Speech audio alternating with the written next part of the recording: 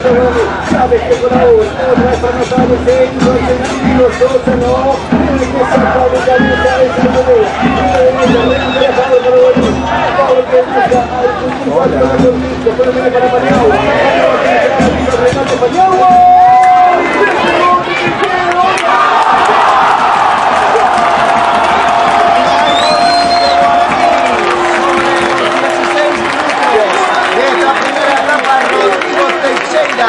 Inaugura en el marcador después de una gran jugada desde el conjunto de Guaraní.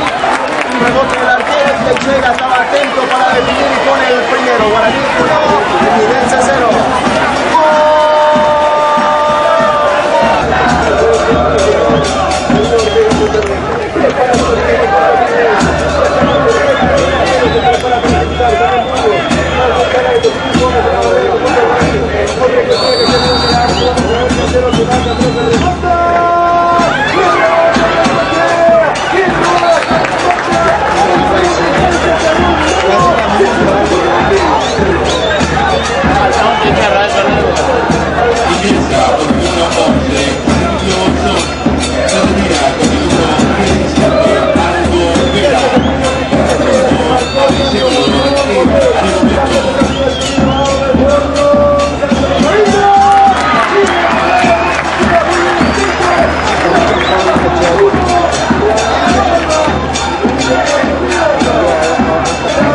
Va a tirar Rodrigo Cantero, puede empatar Fluminense sobre 24 minutos de esta segunda etapa.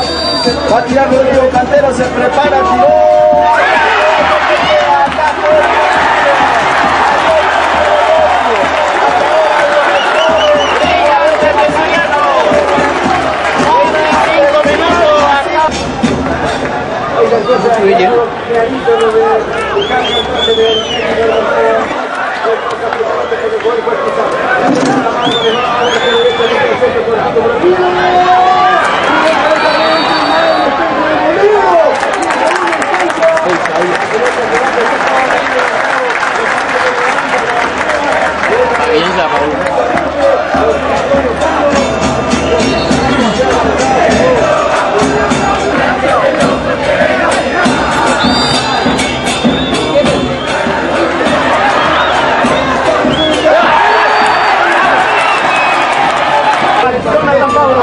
Autoriza Paredes, corre Jonathan.